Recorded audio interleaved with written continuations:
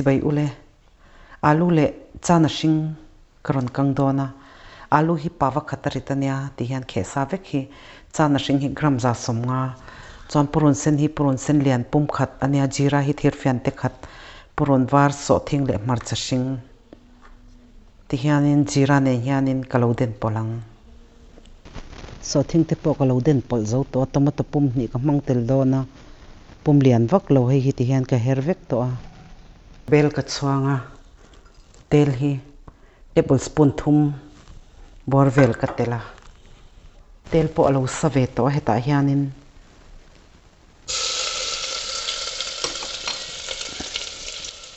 purun var le so thing vel kan din som kha ka tela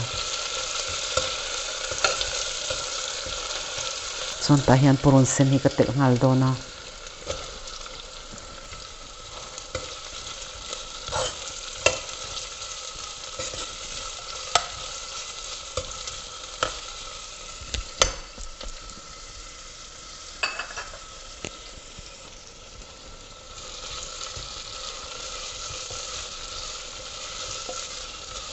hian kan kang min ve anga tel kha chu kan du tam kha chuanin kan tel tam deuh mai anga ti hian mei na lutuk lawa khanin ka kang ani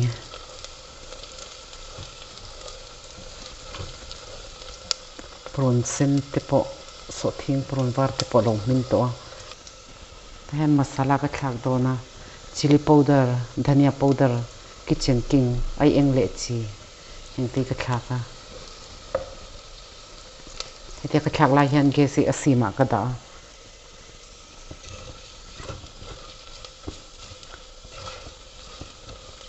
chon masala po hei alo ring tui to ut lo tur ania hei hi chon heta hian tomato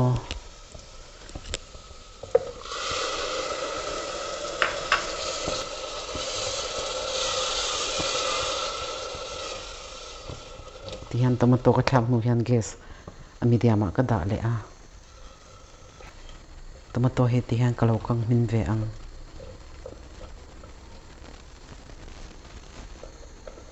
tomato po hei lo min ve to a sir ve la hi tel aron chuak to a ti hian alo koi tha to lo min to chon heta hian Aloo ka chan sa kha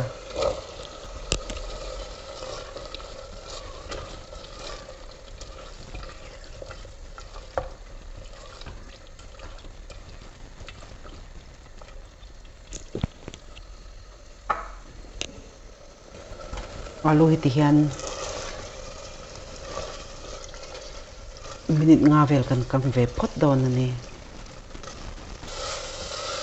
ti hian Aloo po minute nga vel ka lo chok to heta hianin Chanahring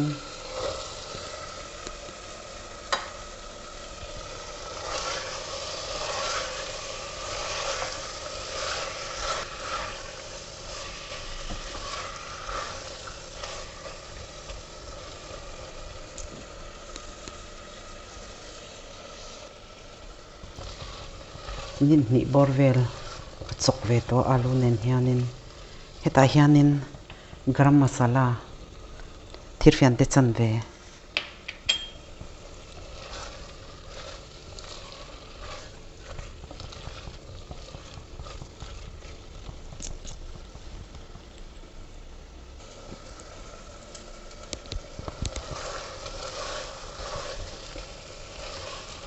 ta hian tui ka lo lei to dona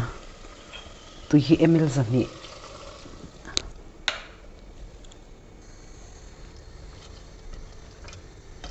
tui hi chu kan du dana zir khan kan lei tamin kan lei tlem mai don ani hi ka lo chhin anga voi khat ka lo phit ti rang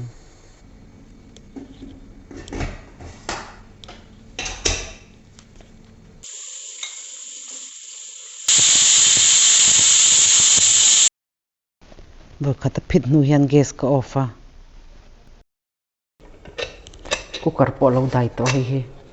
lo hong kan lo enang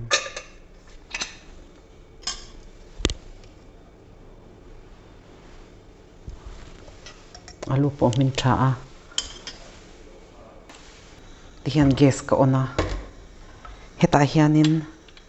marcha hring ti hian alaya ka phela pumli ka thlaka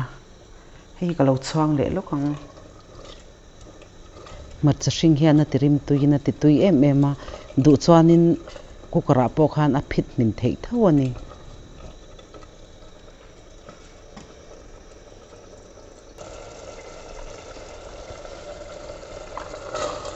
tui hi ka du ai na kem dewa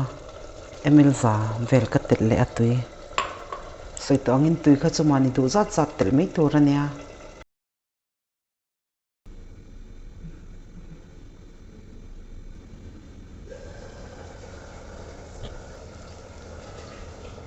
marcha polo min ve to a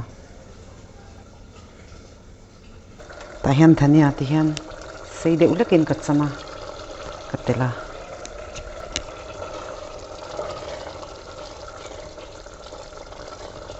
marcha hring le dhania hian a tirim tui em a hei ka lo du tok to anga gesi ko ofa ka lo swak chhuakang alu le chana karon kan kha thain ti zong te nei chuanin lo siam ve do na nia ka chenel min lo thlir saka wangin ka lo me